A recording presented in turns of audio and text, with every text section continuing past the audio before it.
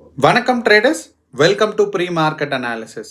இன்னைக்கு நம்ம இந்த வீடியோவில் ஆகஸ்ட் 13ஆம் தேதி வியாழக்கிழமை நிஃப்டி, பேங்க் நிஃப்டி மற்றும் சென்செக்ஸ் என்ன நடக்கிறதுக்கான வாய்ப்பு இருக்குது அப்படிங்கிறதான் பார்க்க போகிறோம். ஸோ இது நமக்கு நேத்தோட டேயும் நமக்கு ரொம்ப ரொம்ப இம்பார்ட்டண்ட்டான டே தான். ஏன்னா மார்க்கெட் நேற்று நம்ம எதிர்பார்த்த மாதிரி மார்க்கெட் ஒரு டவுன் சைடில் தான் மார்க்கெட்டுக்கு செல்லிங் ப்ரெஷர் தான் இருந்திருக்கு. ஸோ இப்போ இது நம்ம எதிர்பார்த்த மாதிரி நடந்ததுனால நம்ம ஏன் சந்தோஷப்படணும் அப்படின்னா, நம்மளோட மார்க்கெட் அண்டர்ஸ்டாண்டிங் அண்ட் டேட்டாஸோட அண்டர்ஸ்டாண்டிங் பெட்டராக இருக்குது, கிளியராக இருக்குது அப்படிங்கிறது சொல்லலாம். அண்ட் மார்க்கெட்டில் எல்லா நாளும் பார்த்தீங்கன்னா நம்ம மார்க்கெட்டை ப்ரெடிக்ட் பண்ணவோ இல்லைனா இப்படி தான் நடக்கும் அப்படிங்கிறத சொல்ல முடியாது. ஆனால் பெரும்பான்மையான நாட்களில் நம்மளால் கணிக்க முடியும். ஸோ அப்படிங்கிறனால எல்லா நாளும் என்னோட அனாலிசிஸ் ஒர்க் ஆகிறதுக்கான வாய்ப்புகள் எவ்வளோக்கு அவ்வளோ அதிகமாக இருக்கும். அதே மாதிரி சில நாட்கள் வேலை செய்யாமல் போகிறதுக்கு ஆப்போசிட் டைரக்ஷனில் போகிறதுக்கான வாய்ப்புகளும் இருக்குது. எனக்கு தெரிஞ்சு நீங்கள் எல்லாம் எக்ஸ்பீரியன்ஸ் ட்ரேடராக இருப்பீங்க, உங்களுக்கு அந்த டிஸ்க்ளைமர் சொல்ல வேண்டாம்னு யோசித்தேன். ஆனால் எனக்கு 2-3 பேர் பர்சனலாக மெசேஜ் பண்ணியிருந்தாங்க, இது கொஞ்சம் கரெக்டாக இருக்குமா, சில நாட்கள் வர்றது இல்லைன்னு சொல்லி. ரீசெண்டாக இல்லை, கொஞ்சம் நாளைக்கு முன்னாடி சில நாட்கள் பார்த்தீங்கன்னா மார்க்கெட் நம்ம எக்ஸ்பெக்ட் பண்ணுற டேட்டாஸும் அதுவும் வேறையாக இருக்கும். ஓகே, அப்போ இன்னியோட அனாலிசிஸ் நமக்கு பார்த்தோம் அப்படின்னா நமக்கு 2-3 முக்கியமான டேட்டாஸ் இருக்குது. நேற்று பார்த்தீங்கன்னா நமக்கு ட்ரேட் பாய்காட் டே அப்படிங்கிற மாதிரி இருந்துச்சு. ஸோ இந்தியா ஃபுல்லாக நிறையா பேர் இது வைரல் ஆக்கிட்டு இருந்தாங்க. ஆனாலும் டேட்டாஸ் வரும்போது பெரும்பான்மையான ட்ரேட் வால்யூமை விட நமக்கு பார்த்தீங்கன்னா பெரிய வித்தியாசங்கள் வரலை அப்படிங்கிறதான் உண்மை.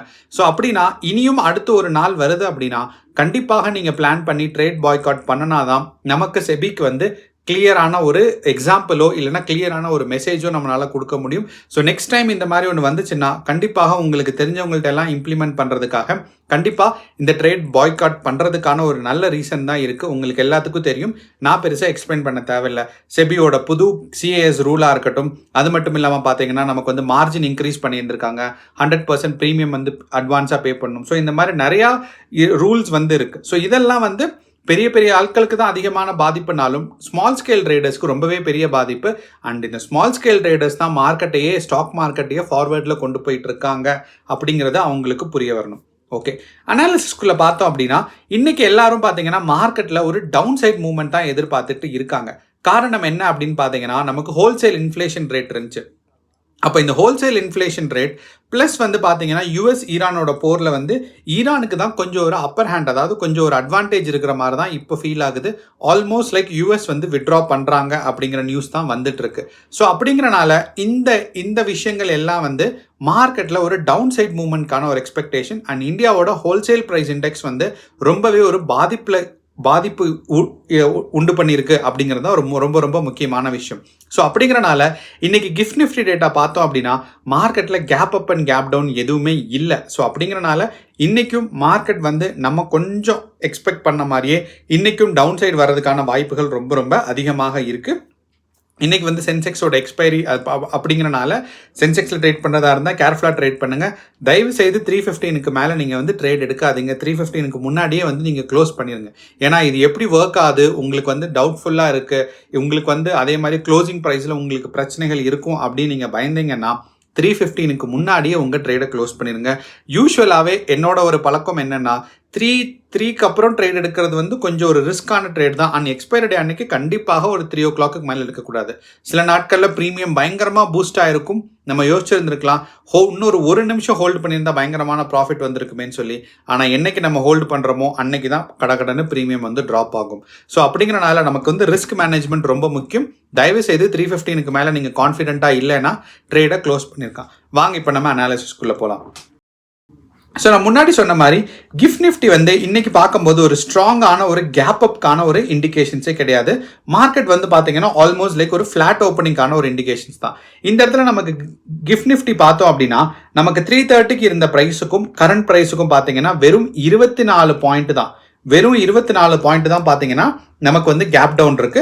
அண்ட் இந்த 24 பாயிண்ட் ஆஃப் கேப் டவுன் பார்த்தீங்கன்னா ஈஸியாக ரெக்கவர் பண்ணிடும். ஸோ அப்படிங்கிறனால இது பெருசாக கேப் டவுன் அப்படிங்கிறத சொல்ல முடியாது. ஆனால் நம்ம இதுக்கு அடுத்து ஒன்று முக்கியமான விஷயம் கவனிச்சோம் அப்படின்னா 330க்கு அப்புறம் பார்த்தீங்கன்னா ஆல்மோஸ்ட் லைக் மார்க்கெட் சின்னதாக ஒரு ஸ்பைக் அதுக்கப்புறம் பார்த்தீங்கன்னா ஒரு டவுன்ஃபால். இந்த ஸ்பைக் யூஎஸ் மார்க்கெட் அப்போ வந்த ஸ்பைக்கு. அதுக்கப்புறம் பார்த்தீங்கன்னா மார்க்கெட் டவுன்ஃபால் ஆகிட்டு ஆல்மோஸ்ட் லைக் நமக்கு நைட் ஒரு 9 மணிலேருந்து யூஎஸ் மார்க்கெட் க்ளோஸ் ஆகிறது 2:30 மணி வரைக்கும். ஸோ அந்த டைம் பார்த்தீங்கன்னா மார்க்கெட் ஒரு கன்சாலிடேஷன் ஃபேஸில் தான் இருந்திருக்கு கிஃப்ட் நிஃப்டி. ஸோ இதிலிருந்தே தெரியுது செல்லர்ஸ் செல்லர்ஸ் தான் வந்து பையர்ஸை விட வந்து பவர்ஃபுல்லாக இருக்காங்க, மார்க்கெட்டை ஒரு டவுன் ட்ரெண்டில் தான் கொண்டு வந்திருக்காங்கன்னு. ஏன்னா இந்த ட்ரெண்ட் வந்து நீடிச்சிருச்சு, அப்படியே வந்து இந்த இடத்துல வந்து கேப் கவரிங் இருந்துச்சு அப்படின்னு பார்த்தீங்கன்னா இன்னைக்கு நமக்கு ஏறக்குறைய வந்து பார்த்தீங்கன்னா ஒரு ஸ்ட்ராங்கான ஒரு பாசிட்டிவான ஒரு இண்டிகேஷன்ஸ் தான் நமக்கு இருந்திருக்கணும். ஏறக்குறைய பார்த்தீங்கன்னா ஒரு 30-40 பாயிண்ட் வந்து ஒரு கேப் அப் இருந்திருக்கும். ஆனால் நமக்கு கிஃப்ட் நிஃப்டி பார்க்கும்போது இப்போதைய நிலைமையில மார்க்கெட்டில் ஒரு செல்லிங் ப்ரெஷரில் தான் இருக்குது அப்படிங்கிறத நம்மளால புரிஞ்சுக்க முடியுது. அடுத்து நம்மளோட இந்தியா விக்ஸ் டேட்டா பார்த்தோம்னாலுமே இந்தியா விக்ஸில் நேத்தே நான் பயந்துட்டு இருந்தேன். என்னன்னா மார்க்கெட் வந்து பார்த்தீங்கன்னா 12.2 கன்சாலிடேட் ஆகிட்டு இருக்குன்னு. அங்கேருந்து கொஞ்சம் கீழே வந்து, ஏன்னா இந்த இண்டிகேஷன்ஸே நமக்கு வந்து ஃபர்ஸ்ட் கேண்டிலே நமக்கு வந்து கிளியராக தெரியுது மார்க்கெட் இன்னைக்கு டவுன் ஃபாலிங் இருக்குன்னு. ஏன் அப்படின்னா இந்த இடத்துல பார்த்தீங்கன்னா இந்த கேண்டில் கிரீன் கேண்டிலாக இருந்திருக்கு, ஆனால் இதோட டெய்ல் இந்த வால் பார்த்தீங்கன்னா பயங்கரமாக கீழே இருக்கு. ஸோ அப்போ எப்போ இந்த மாதிரி நடக்குதோ அப்போ என்ன இண்டிகேட் ஆகுதுன்னா மார்க்கெட்டில் ஒரு ஸ்ட்ராங்கான செல்லிங் ப்ரெஷர் எவால்வ் ஆயிருக்கு அப்படிங்கிறது தான் ரொம்ப ரொம்ப முக்கியமானது. அண்ட் இந்தியா விக்ஸ் வந்து பார்த்தீங்கன்னா இந்த ரேஞ்சிலே வந்து மெயின்டைன் ஆயிருக்கிறனால நமக்கு மார்க்கெட் இந்த ரேஞ்சில இருந்து நீங்களே யோசிச்சுக்கோங்க, இந்தியா விக்ஸோட லோவஸ்ட் பாயிண்ட் இது, one of the lowest point அப்படிங்கிறனால மார்க்கெட் இங்கிருந்து மேலே போகிறதுக்கான வாய்ப்புகள் தான் அதிகம், அப்படிங்கிறனால கீழே வர்றதுக்கான வாய்ப்புகள் கொஞ்சம் கம்மி. ஸோ அப்போது மார்க்கெட்டில் வந்து பார்த்தீங்க அப்படின்னா நமக்கு இங்கேருந்து கொஞ்சம் மேலே போனால் கூட ஒரு ஸ்ட்ராங்கான செல்லிங் ப்ரெஷர் வந்துடும். ஸோ அப்போ நமக்கு மார்க்கெட் எல்லாம் வந்து பார்த்தீங்கன்னா ஒரு ஸ்ட்ராங்கான செல்லிங் ப்ரெஷருக்கான ஒரு எக்ஸ்பெக்டேஷன்ஸில் இருக்குது. அண்ட் நிஃப்டி 50 பொறுத்தளவு நேற்று நம்ம 24,350, அதுக்கப்புறம் பார்த்தீங்கன்னா மார்க்கெட் வந்து ஒரு டவுன் ஃபாலிங் மார்க்கெட்டுக்கான ஒரு எக்ஸ்பெக்டேஷன்ஸ் நம்ம சொல்லியிருந்தோம். ஏன்னா 24,500 பார்த்தீங்கன்னா நமக்கு இங்கே சொல்லியிருந்தோம். அப்போ இன்னையோட மார்க்கெட்டுக்கு முக்கியமான ரெசிஸ்டன்ஸ் பாயிண்ட், சப்போர்ட் கிடையாது, ரெசிஸ்டன்ஸ் என்னன்னு பார்த்தீங்கன்னா இந்த 24,350 ரேஞ்ச். அப்போ இந்த ரேஞ்சில இருந்து மார்க்கெட் வந்து ஒரு டவுன் சைடு, இந்த ரேஞ்சை கிராஸ் பண்ணலனாவே நமக்கு ஒரு டவுன் சைடு மூவ்மெண்ட்கான ஒரு எக்ஸ்பெக்டேஷன்ஸ் இருக்கு. அதே மாதிரி தான் சென்செக்ஸ்லேயும் பார்த்தீங்கன்னா இன்னைக்கு நமக்கு எக்ஸ்பைரி டே, ஸோ 77,000 தான் நமக்கு வந்து ஒரு டவுன் ஃபாலிங்கான மூவ்மெண்ட். அதே மாதிரி ப்ரீவியஸ் டே ஹையான நமக்கு 78,000. ஸோ இந்த 78,000 பார்த்தீங்கன்னா நமக்கு இன்னையோட சென்செக்ஸில் முக்கியமான டேட்டா. ஏன்னா இந்த பாயிண்ட்டை நமக்கு வந்து கிராஸ் பண்ணல ஃபர்ஸ்ட் ஒரு ஹாஃப் அன் ஹவர்லனாவே நமக்கு வந்து மார்க்கெட்டில் ஒரு ஸ்ட்ராங்கான செல்லிங் ப்ரெஷர் இருக்கும். அதே மாதிரி நீங்கள் வந்து மார்க்கெட்டில் வந்து எப்போ வந்து கரெக்டாக உங்களுக்கு வந்து அதிகமான பொசிஷன்ஸ் கிடைக்கும்னு பார்த்தீங்கன்னா ஒரு 10 நிமிஷத்தை விட்டுருங்க மார்க்கெட்டோட ட்ரெண்டு பார்க்கறதுக்கு. மார்க்கெட் ஓப்பன் ஆனதுலேருந்து அதுக்கப்புறம் ஒரு 1 ஹவருக்கு ஸ்ட்ராங்கான மொமெண்டம் உங்களுக்கு இருக்கும். ஸோ அப்போ நீங்கள் ட்ரேட் எடுக்கலாம். ஸோ ஃபஸ்ட்டு வந்து நீங்கள் அந்த ஒரு 10 நிமிஷம் இல்லைனா ஒரு 1/4 மணி நேரத்தை கவனிச்சுட்டு டக்குன்னு என்ட்ரி போட்டிங்கன்னா அப்போ உங்களுக்கு ஒரு ஸ்ட்ராங்கான மொமெண்டம் இருக்கும். அதை விட்டுட்டா மத்தியானம் ஒரு 12 மணிக்கு மேலே பார்த்தீங்கன்னா ஒரு மொமெண்டம் இருக்கும். எண்ட் ஆஃப் த டே போக போக எக்ஸ்பைரி டே இல்லாமல் மற்ற நாள்லாம் மொமெண்டம் கம்மியாக தான் இருக்கும். ஆனால் சில நாட்கள் வந்து பார்த்தீங்கன்னா நேற்று எண்ட் ஆஃப் த டேல வந்து ஆல்மோஸ்ட் லைக் நமக்கு ஒரு 2 o'clock அப்புறம் தான் மார்க்கெட் வந்து ஒரு பாசிட்டிவ் புஷ் கொடுத்துருந்துருக்கு.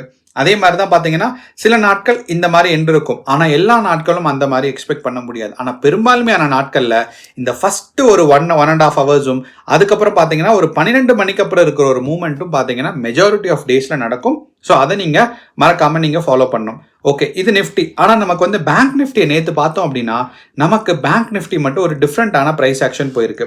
நீங்கள் பார்த்தீங்கன்னா நிஃப்டி 50 நமக்கு நேற்று 12ஆம் தேதி ஸ்ட்ராங்கான ஒரு டவுன் ஃபாலிங் கேரக்டர் 9 மணிலேருந்து 9:15 பார்த்தீங்கன்னா நமக்கு ஒரு 1 மணி வரைக்கும் வந்திருக்கு. ஆனால் அது அப்படியே பேங்க் நிஃப்டி கவனிச்சோம் அப்படின்னா பேங்க் நிஃப்டி வந்து காலையிலேருந்தே பாசிட்டிவான மார்க்கெட் போய் அதுக்கப்புறம் ஒரு டவுன் ஸ்விங், அந்த டவுன் ஸ்விங்க்கு அப்புறம் பார்த்தீங்கன்னா ஒரு ஸ்ட்ராங்கான அப்வர்ட் ஸ்விங்கும் போயிருக்கு. ஸோ பேங்க் நிஃப்டியை பொறுத்தளவு நேத்தோட மார்க்கெட் வந்து பார்த்தீங்கன்னா பையர்ஸ், செல்லர்ஸ் அண்ட் பையர்ஸ் இந்த 2 பேருக்குமே ப்ராஃபிட் வர அளவுக்கு நமக்கு வந்து பேங்க் நிஃப்டி நேற்று இருந்திருக்கு அண்ட் ஸ்ட்ராங்கான பாசிட்டிவான மூவ்மெண்ட். ஸோ யூஸ்வலாக வந்து பார்த்தீங்கன்னா Nifty, bank Nifty and Sensex ஒரே மாதிரி இருக்கும். அப்போது இந்த கோரிலேஷன் ஃபேக்டர் அப்படிங்கிறது சொல்லுவாங்க. அப்போ நிஃப்டிக்கும் சென்செக்ஸ்க்கும் பார்த்தீங்கன்னா 0.95 பக்கம் இருக்கும். ஆனால் பேங்க் நிஃப்டிக்கு கோரிலேஷன் ஃபேக்டர் கொஞ்சம் கம்மி, 0.7, 0.6 தான் இருக்கும். ஏன்னா நமக்கு லிஸ்ட் ஆஃப் ஸ்டாக்ஸ் வந்து நிஃப்டிலையும் சென்செக்ஸ்லையும் பார்த்தீங்கன்னா ஒரே மாதிரி தான் இருக்கும். ஏறக்குறைய 1-2 ஸ்டாக்ஸ் எப்பயாவது மாறலாம். ஆனால் பேங்க் நிஃப்டியில் வெறும் பேங்க்ஸ் மட்டும்தான் இருக்குது. ஆனால் நிஃப்டி 50ல் பார்த்தீங்கன்னா 50 ஸ்டாக்ஸ் இருக்குது. ஸோ அப்படிங்கிறனால சில நாட்களில் நேற்று மாதிரி பேங்க்ஸ் வந்து பெட்டராக பெர்ஃபார்ம் ஆகும். ஸோ அப்போ நமக்கு வந்து நிஃப்டியை பேஸ் பண்ணி நீங்கள் பேங்க் நிஃப்டியை ட்ரேட் பண்ணுற ஆளாக இருந்தால் கண்டிப்பாக இதை ஞாபகம் வச்சுக்கணும். எல்லா நாளும் ஒரே மாதிரி கோரிலேஷன் இருக்காது. நேற்று நடந்த மாதிரி நடக்கிறதுக்கான வாய்ப்பு இருக்குது. ஸோ அடுத்து நம்மளோட எக்கனாமிக் டேட்டா நான் சொன்ன இன்ஃப்ளேஷன் ரேட் இருக்குது. ஸோ இன்ஃப்ளேஷன் ரேட் வந்து பார்த்தீங்கன்னா ஸ்ட்ராங்கான இன்க்ரீஸ் இருக்குது. ஸோ யூஸ்வலாக வந்து ப்ரீவியஸ் வந்து பார்த்தீங்கன்னா 4.38, ஆனால் இப்போ வந்து 4.5 வந்து ரிப்போர்ட் ஆயிருக்கு. இதே மாதிரி ஹோல்சேல் ப்ரைஸ் இண்டெக்ஸ் வர வெள்ளிக்கிழமை நமக்கு பப்ளிஷ் ஆகும். இந்த ஹோல்சேல் ப்ரைஸ் இண்டெக்ஸும் 10க்கு மேலே போயிடுச்சுன்னா நமக்கு வந்து பையிங் பவர் குறைஞ்சிருச்சுன்னு அர்த்தம். அதாவது நார்மல் காமன் பீப்புளுக்கான பையிங் பவர் குறைஞ்சிக்கிட்டு வருது அப்படிங்கிறது அர்த்தம். இது வந்து பார்த்தீங்கன்னா ஸ்ட்ராங்காக ஸ்டாக் மார்க்கெட்டில் இன்ஃப்ளூயன்ஸ் பண்ணும்.